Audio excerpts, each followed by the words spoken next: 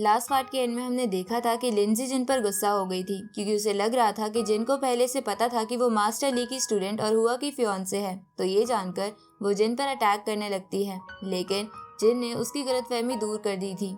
जिसके बाद जिन की रिक्वेस्ट पर वूली ने लिंजी को वो स्टैचू दे दिया था, जिसको लेकर वो वहाँ से निकल गई थी और वो हुआ के पास आ गई थी।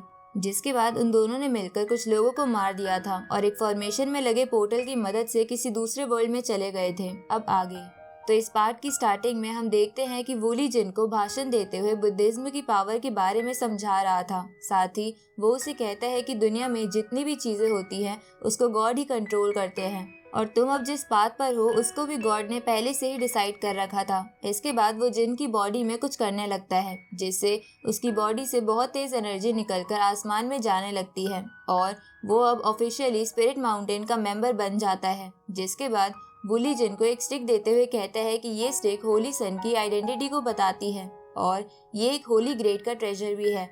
साथ ही वूली जिन को कहता है कि मैं तुम्हें फ्यूचर में स्पिरिट माउंटेन के बहुत सारी टेक्निक सिखाने वाला हूँ जिससे कि तुम हमारे प्रोटेक्टर बन सको। इसके बाद वो जिन को एक ब्रेसलेट देता हुआ उससे कहता है कि इस ब्रेसलेट में बहुत ही ज्यादा स्पिरिचुअल पावर मौजूद है और इसको पहनने के बाद अगर होली सन फ्यूचर में गॉड का कोई रूल तोड़ने की कोशिश करेगा तो उसे गॉड ही पनिशमेंट दे सकते हैं, क्योंकि होली सन की पोजीशन मेरे से भी ऊपर है, इसलिए मैं तुम्हें कोई पनिशमेंट नहीं दे सकता। तो ये सुनकर जिन उससे ब्रेसलेट ले लेता है। तभी जिन वूली से पूछता है कि क्या मैं इस स्टिक का इस्तेमाल फाइट में कर सकता हूँ, क्योंकि इसका वेट तो काफी कम है। आगे जिन उस स्टिक का टेस्ट करने के लिए बाहर आ जाता है, जहाँ जिन स्पिरिट माउंटेन के कुछ स्टूडेंट्स के साथ लड़ने लगता है, जहाँ जिन कहता है कि ये तो सच में एक होली वेपन है, क्योंकि मैं बहुत कम स्पिरिचुअल पावर का इस्तेमाल करके भी स्ट्रॉन्ग अटैक कर पा रहा हूँ। तभी जियाओ जी जिन से कहता है कि अगर तुम्हें प्रैक्टिस ही करनी है तो तुम हमारे बजाय फॉरेस्ट में जाकर प्रैक्टिस क्यों नहीं कर लेते। उसी वक्त उसका सीनियर उसे शांत कराते हुए उससे कहता है कि अपनी बकवास बंद करो, क्योंकि मुझे तो प्राउड फील हो रहा है क्योंकि मुझे होली सन के साथ लड़ने का मौका मिल रहा है। ये सुनकर जिन भी जियाओ जी से कहता है कि तुम्हें अपने सीनियर से कुछ सीखना चाहिए।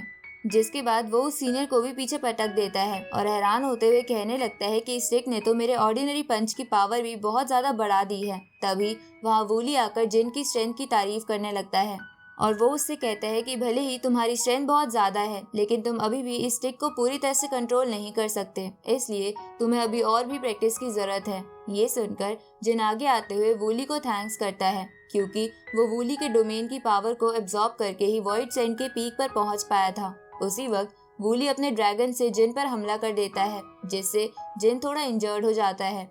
जिसके बाद वूली उसे बताता है कि जिस टेक्निक का मैंने अभी यूज किया उसे ब्लाइंड ड्रैगन टेक्निक कहते हैं और मैंने तुम्हारे लेवल को सप्रेस करके वापस वॉइड सेंट के फर्स्ट लेवल पर ला दिया है, ताकि तुम और भी ज्यादा हार्ड ट्रेनिंग करके एक ही बार में सेमी सेंट के लेवल को ब्रेक थ्रू कर लो। तभी जिन उससे कहता है कि अगर ऐसा ही करना था तो बता के कर देते, ताकि मैं पहले से ही दर्द को झेलने के लिए प्रिपेयर हो सकता। जिस पर वूली कहने लगता है कि आगे से मैं ये बात याद रखूंगा। तभी वहाँ के बाकी के स्टूडेंट जिन पर हंसने लगते हैं। जिसके बाद हम एक ढाबे को देखते हैं जहाँ कुछ लोग बैठकर बातें कर रहे थे, जिनमें से एक पर्सन कहने लगता है कि मैंने ऐसा सुना कि डोंगशेंग कॉन्टिनेंट में और भी सेमी सेंट वाले बंदे आ गए हैं, साथ ही लिंगजो कॉन्टिनेंट में भी 2 सेंट आ गए हैं। जिस पर दूसरा बंदा कहने लगता है कि मैंने सुना कि एंसेस्ट्री ब्लड लाइन रेजरेक्ट हो चुका है और उसकी मदद से कोई भी सभी सेंट के फॉरबिडन लैंड में आसानी से जा सकता है। इधर हम वूली और जिन को देखते हैं जो कि कहीं जा रहे थे, जहां रास्ते में वूली जिन की ट्रेनिंग भी करवा रहा था। जिसके बाद वो दोनों फिर आगे बढ़ जाते हैं, जहाँ जाते हुए जिन वूली से कहता है कि जेनी के टीचर को प्रिमोडियल होली लैंड के बारे में जरूर पता होगा, तो फिर हम उसके पास ही चलकर पूछ लेते हैं। इस पर वूली उससे कहता है कि मुझे मेरे मास्टर ने कहा था कि अगर सभी 5 कॉन्टिनेंट पर कोई खतरा आए तो मुझे सबसे पहले जुआनगी से जाकर मिलना होगा, इसलिए हम पहले वहीं चलेंगे। इसके बाद वो आगे कहता है कि शायद होली सन के साथ ट्रैवल करने के कारण मुझे बुद्धिज्म के बारे में और भी पता चल जाए। तभी जिन उससे कहता है कि आखिर हम लोग चलते हुए ट्रैवल क्यों कर रहे हैं, जबकि मैं अपने फ्लाइंग स्वॉर्ड की मदद से बहुत कम समय में ही हम दोनों को लिंगजो कॉन्टिनेंट में पहुंचा सकता हूँ। तभी वूली खड़ा होते हुए कहता है कि दुनिया में कोई शॉर्टकट एग्जिस्ट नहीं करता है और वो अपना भाषण फिर से शुरू कर देता है, जहां वो कहता है कि तुम्हें अपने पैरों को अर्थ को फील करने देना चाहिए। लेकिन जिन को वूली का भाषण सुनते सुनते नींद आ जाती है।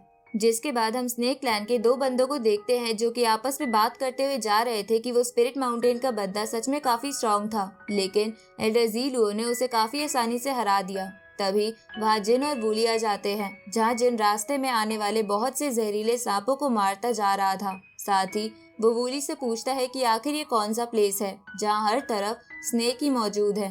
तभी वो दोनों बंदे जिन और वूली को देखकर समझ जाते हैं कि वो दोनों स्पिरिट माउंटेन से है। अब वो उन दोनों से कहता है कि आखिर तुम दोनों गधे यहाँ क्या कर रहे हो, जिसको सुनकर जिन अपना ऑरा रिलीज करते हुए उन्हें डराने लगता है। तो जिन के ऑरा को देखकर वो दोनों समझ जाते हैं कि जिन वॉइड सैंड पर है और वो उनसे डरते हुए कहता है कि ये एरिया हमारे स्नेक क्लैन का है, तो तुम दोनों यहाँ क्या कर रहे हो।